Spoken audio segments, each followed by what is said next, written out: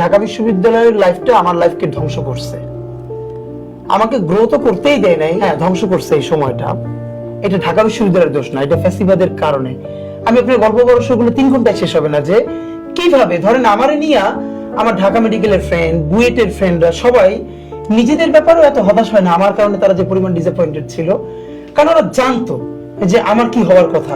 ধরেন ইন্টার পর্যন্ত আমি ঢাকায় পড়ি নাই, কিন্তু ইন্টারের আগে আমি অন্তত জাতীয় পর্যায়ে বরিশাল থেকে এসে 5 বার ফার্স্ট হয়েছি, বিতর্কে, কবিতায়, বক্তৃতায়। তাহলে আমি ঢাকা বিশ্ববিদ্যালয়ে পড়ার পর আমি আরো গ্রো করবার কথা না? আমার জীবনের প্রথম যেটা ট্র্যাজেডি, একদম ছোটটা বলি সব থেকে, বিশ্ববিদ্যালয়ে ভর্তি হলাম, দ্বিতীয় দিন ক্লাস, পলিটিক্যাল সায়েন্সে তখন সেকশন ভাগ হয় নাই, প্রায় 300 ছেলে মেয়ে আমরা একসাথে।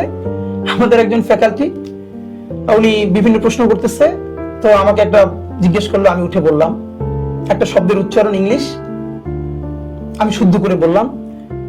উনি উঠেই বলল, মোল্লা মুন্সি ভুল বলছি, এসব করা যাবে না।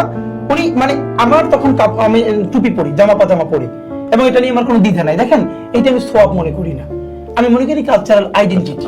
এটা মানে এর মানে আপনি প্যান্ট শার্ট পরে আছেন, টি শার্ট পরে আছে, এটা পাপ না। আর ওইটা পড়লে অনেক সোয়াব হবে, ব্যাপারটা এটা না, এটা কালচারাল আইডেন্টিটির ব্যাপার। তো একটু পরে আমার মনটা এত খারাপ হলো, আমার ব্যাগে অক্সফোর্ডের ইংলিশ টু ইংলিশ পকেট ডিকশনারিটা ছিল। আমি দ্রুত পকেট ডিকশনারিটা বের করে শব্দটা আবার বের করলাম, এবং দেখলাম আমি যেটা বলেছি এক্স্যাক্টলি ফনেটিক ডেসক্রিপশন ওটাই লেখা। তখন আমি তাকে বললাম, এক্সকিউজ মি স্যার, মানে উনি আমাকে খুবই বাজেভাবে ট্রিট করেছিল, তো আমি লজ্জায় আমি ওনাকে দেখালাম। এরপরে সে ভয়াবহভাবে শুধু খেপলো না, আমার মাদ্রাসা থেকে এটা মাদ্রাসা বানাই ফেলছে, মুন্সি মৌলভী, এটা কোনো বলে আমাকে ক্লাসের মধ্যে বা সামনের বেঞ্চ থেকে তুলে সবার পিছনে পাঠিয়ে দিল। হ্যাঁ, আমি কেন এটা আবার ডিকশনারি খুলে দেখালাম, আমার এত বড় স্পর্ধা। এবং আপনি ভাবেন একটা ইউনিভার্সিটির ছেলের সেকেন্ড ক্লাস, এত ছেলে মেয়ে নতুন, আমি কাউকে চিনি না। আমাকে নিত্য নতুন নিউজ আপডেট পেতে লাইক, কমেন্টে এবং শেয়ার করে রোজ খবরের সাথেই থাকুন।